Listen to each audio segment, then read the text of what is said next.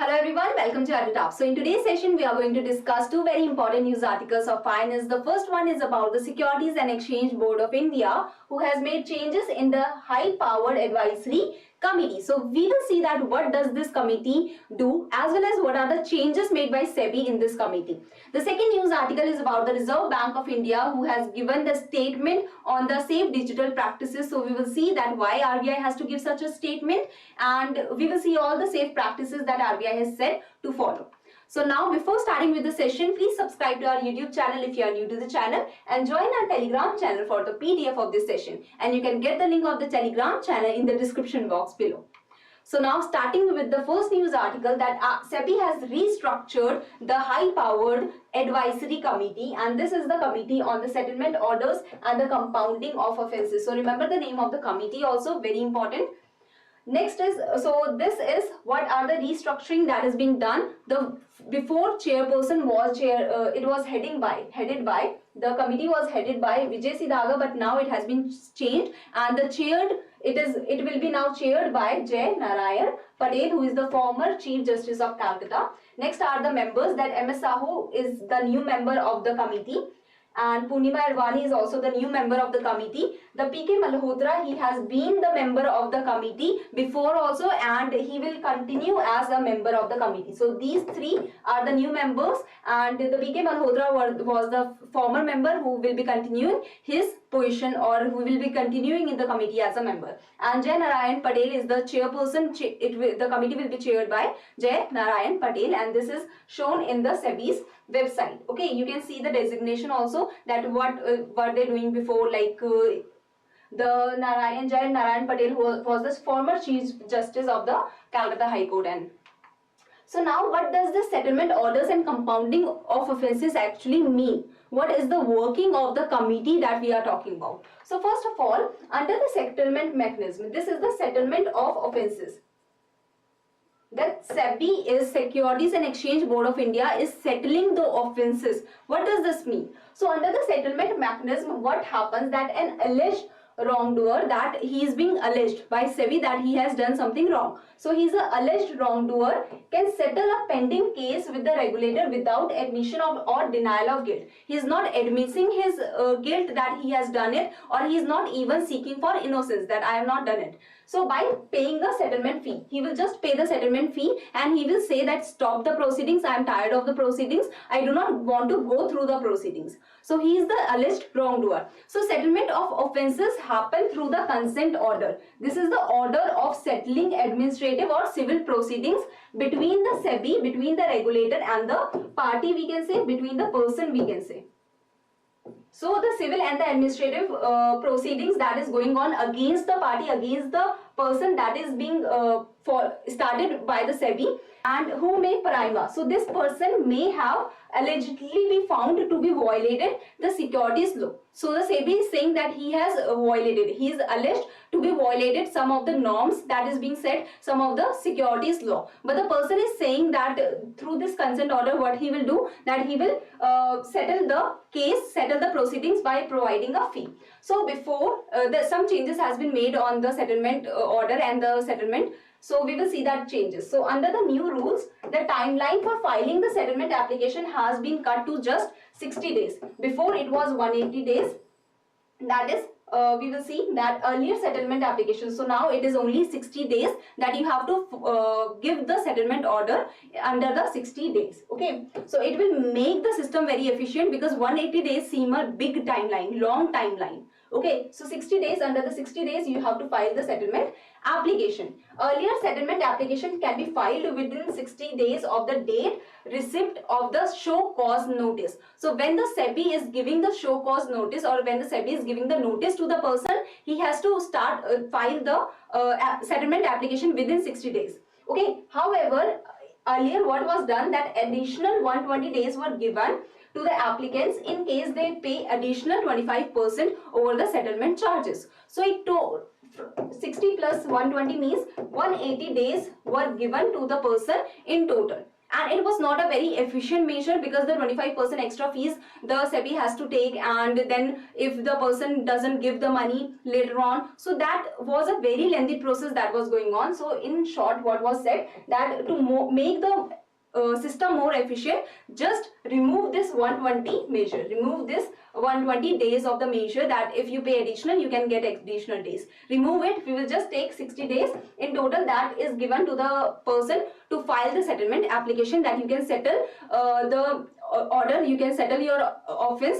If you have done it, if you have not done it, just you can settle it by paying the settlement fees rather than going through the lengthy proceedings. We all know that what happens in the courts, that there are many pending cases going on. Similarly, SEBI doesn't want such kind of pending cases, pending proceedings in its under its domain, so it is giving this kind of right to the person, we can say, to the party, we can say. Okay. Next is practice safe digital banking. This is said by the RBI that as we are moving towards the digital economy, as the digital system is being expanded, what is happening, that new defrauding case, many new types of defrauding case, many new types of ways are coming up to fraud the people through the social media, through the mobile phones, phone calls. Many of the people are getting frauded. Okay, so there are fraudsters who are attempting to get your confidential details, who are trying to get your personal information, who are trying to get the details about the OTP, about the transaction password, your ID, your login, your PIN, and everything. They are trying to get the information about your cards and all. So the fraudsters are growing. As the digital economy is growing, the fraudsters are also growing. So the RBI felt the need that we need to inform people directly that what they should do. So first of all, we will see that what are the measures that is being said by RBI, that the fraudsters are using these methods, and you have to be sure that you are not getting into one of these methods, or you are not being the victim of one of this method. So the first method that is being said by RBI is going on in the economy, that is phishing, that through phone calls they are saying that they are doing your KYC updation, you have won some lottery or something. They are saying that they will change your port, your SIM card or something. So do not believe in any of the phone calls that is coming to you. Okay, that is not from the bank itself, or that is not from the registered, like which is given to you from the banks. Okay, so phone calls in the pretext, if they are coming, you should not believe them. And phishing is what, like this is the one of the measure that is being followed by the fraudster, that to do phone calls. Next is collect request. Misuse the collect request feature of UPI by sending fake payment request. So directly if you are doing some payment, then a fake payment request will come, and you will think that the same payment is going on, and you will pay, and the money will be deducted from your account. So such kind of things is also happening, that through the UPI the collect request is being misused. So this is also being said by RBI that you should not, you should be aware that such kind of things are also being taken by the fraudsters. Phishing, that is being emails, through emails and SMSs, they are being trying to get your information, they are trying to do the frauds. So phishing is phone calls, and phishing is emails and through SMSs. Okay, know the difference. Next is remote access, that they are luring you to download some app, they are luring you to click some link. Like many SMSs might come in your mobile that click this link, this will give you lottery, click this link, this will give you a new game to download or something. So you should not believe those links. Do not just click any of the links that is not, you are not sure that from real websites, real organizations are sending it. Okay. Fake numbers of banks, okay, through fake websites, through fake web pages. Maybe the SBI's fake web page has been made like SIB or something, and you are like, you are not seeing the name of the website, and you are saying, okay, this is the SBI's website, and you are getting all the information from it, you are taking the numbers from it, and you are contacting that number. So fake numbers can be provided of the banks on the web pages, on the social media, and displayed by search engines on the web pages. So you should be sure that when you are logging into some organization's web page, you should be very sure that the link is right. Okay, the URL, the domain name and everything is very right. Okay, you should be very sure about it. So what are the steps now? You have understood that what are the steps taken by the fraudster to fraud you. Phishing, wishing, fake numbers, they are doing remote access, they are doing collect request of the UPI, they are misusing. Now we will see that what are the steps that you need to follow to be safe from such kind of frauds. So never share your account details on any phone call that is coming to you, you should, if you are not sure that it is directly from the bank, and it might come from the bank, they will say that they are from the bank, but you know that they won't be. Or if you want to share your detail, you can just directly go to the bank or take the real number from the actual website. You should be very sure that it is the real number. Do not download any unknown app. Do not click on any link that is being given by any of the numbers that is coming. Like, your data can be taken by them, your mobile can be hacked by them, your computer can be hacked by them through that links. So transactions involving receipt of money do not require. See, if you are paying the money, you need to scan the QR code, but if you are getting the money, you do not need to scan the QR code. Okay. Next is, always access the official website. That is the main point of everything, that you should go to the official website always of the banks, of the any organization that you are going towards to. Go to the official website. They have given the right numbers and everything. Access those numbers only that is given in the official website. Next is, do not share the password of your email linked with your bank, with your account. If the number is linked with your e-wallet or something, do not share the password of that. Secure your cards. You can set the limits that even if you are losing something, you won't lose more than that at least.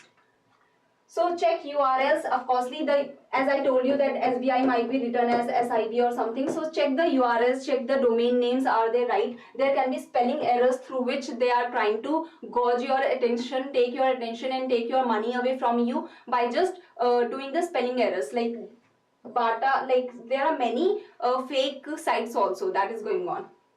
Use only verified, secured and trusted websites or apps for the online banking, especially where your money is involved.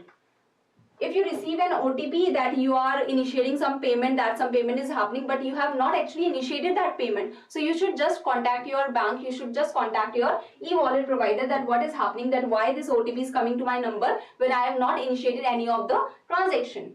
So now we will do the MCQ for practice. So this is your homework MCQ, that as per the RBI, what are the typical ways used by the fraudsters. So now you can easily tell that there are 5 ways, and from these, which are the right way, which is the right way. Which is the way that is being used by the fraudster, that is being said by the RBI. Okay.